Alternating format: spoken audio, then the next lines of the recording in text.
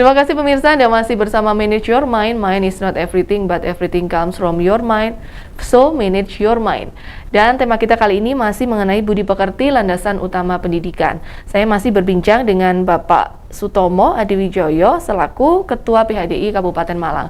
Namun sebelumnya pemirsa, saya tetap mengingatkan dan menghimbau kepada pemirsa untuk tetap mematuhi protokol kesehatan dari pemerintah sesuai dengan anjuran 5M, yakni mencuci tangan, menggunakan masker, menjaga jarak, menghindari kerumunan dan juga mengurangi mobilitas. Baik, kita lanjutkan lagi Pak Tomo tentang perbincangan kita tadi yang sempat terputus mengenai contoh sederhana apa sih Pak yang bisa dilakukan oleh orang tua khususnya terhadap memberikan budi pekerti kepada anak di rumah saja?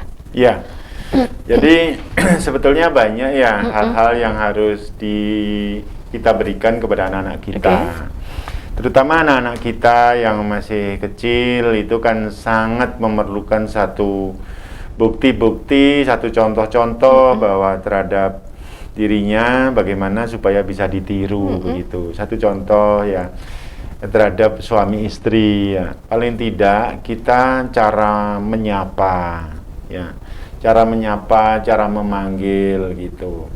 Jadi katakanlah seperti kalau memanggil apa itu Bu, apa itu Ma gitu ya. Apa itu ayah, apa itu papa gitu. Jadi itu jawabnya pun bisa diberikan jawaban yang enak gitu, dalem gitu. Iya. Dalem mah, dalem pas, satu misal begitu. Nah, kemudian jangan segan-segan untuk memberikan contoh boso itu. Ya.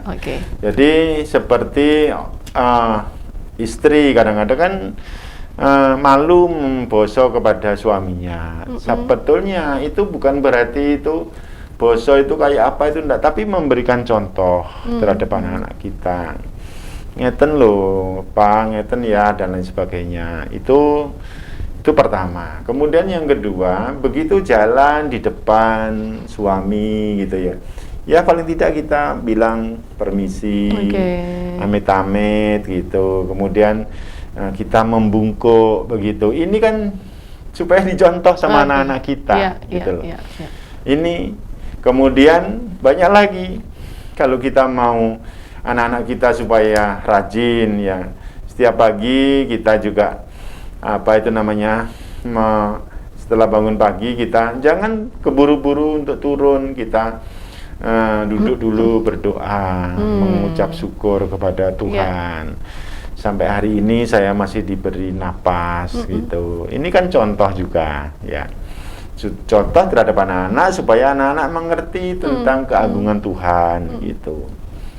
Kemudian ada lagi contoh sederhana, kalau setelah makan ya piring dicuci sendiri gitu. Ini saya lakukan ya. Saya lakukan. Jadi saya tidak pernah menyuruh anak saya piringnya cuciin dewe, itu tidak pernah saya. Tapi begitu selesai makan bareng-bareng gitu, piring saya cuci sendiri, saya serbeti sendiri, kemudian sudah kering, saya taruh di tempatnya, di raknya. Nah, anak saya melihat saja. Pada akhirnya anak saya, masa ayah saja sendiri, masa saya harus nyuruh ibu saya gitu. Akhirnya dia sampai sekarang. Sampai sekarang kuliah pun juga seperti itu. Ini satu contoh sederhana. Ya. Kemudian kalau kita ya terutama ini cara memanggilnya. Jadi usahakan bahasa-bahasa di dalam rumah tangga itu bahasa-bahasa yang slow, yang pelan gitu. Jadi jangan dibiasakan suara yang keras. Nah, betul. Supaya anak-anak kita tidak terkontaminasi dengan apa yang sudah kita lakukan. Ini penting sekali. Nah, ini bagian dari pendidikan yang menuju kepada keluarga Sukinah Bawantu itu. Oke, berarti memang benar ya Pak, ada istilah yang mengatakan bahwa pendidikan pertama kali ini adalah dari rumah. Berasal dari rumah dan juga dari keluarga. Seperti itu. Bagaimana kedepannya anak ini bisa seperti apa? Ini karena memang dari awalnya, dari kecilnya memang sudah dibiasakan seperti itu ya Pak ya. Lalu Pak Tomo, bagaimana juga ketika anak-anak kita sendiri ini justru yang susah diatur? Apakah ini kesalahan dari orang tua? Ataukah anak-anaknya susah diatur ini masih bisakah cara mengatasinya seperti apa, Pak? Ya, saya kembali lagi apa yang tadi pernah saya sampaikan. Di samping ini memang dari kita, dari orang tua yang tidak mematuhi aturan-aturan dalam ajaran agama yang sudah ditentukan, ya. Tetapi ini pun satu misal masih ada peluang, masih ada peluang terhadap anak-anak kita, ya, untuk bisa meminimalisir gitu ya kenakalan-kenakalan yang dilakukan oleh anak-anak kita. Maka ini harus diberikan satu apa ini namanya pedoman angger-angger itu. Iya, saya dulu pernah peraturan memberikan gitu, Pak, ya? Peraturan khusus. Iya, peraturan gitu. Okay. Jadi setelah ini lakukan ini, setelah ini lakukan ini. Jadi seperti itu. Contoh ya, di kamar mandi ditulisi, 1 minggu harus kami bersihkan 3 kali gitu. Ini bersihkan sendiri dengan cara seperti ini gitu. Jadi ini upaya-upaya kita untuk memberikan satu pendidikan terhadap anak-anak supaya anak-anak kita tidak terus semuanya diserahkan kepada orang tua.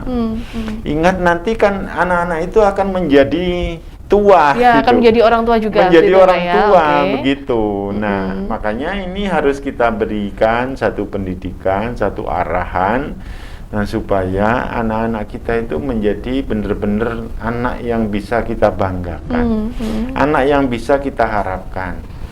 Orang tua kalau ini sudah melihat anak-anak kita sudah menjadi anak-anak suputra ini.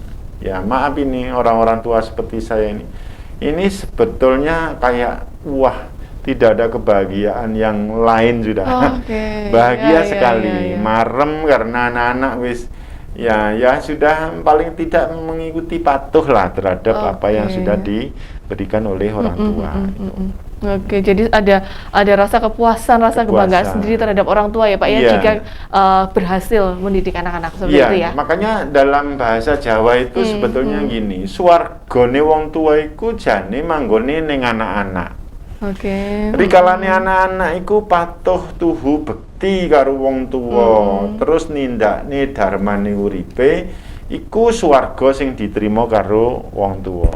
Tapi kebalikane, manakala anak-anak iku wis nyimpang teko angger-anggering bebener singlar teko ajaran dharma, kaya wong tuwa iki urip ning neraka. Seperti itu.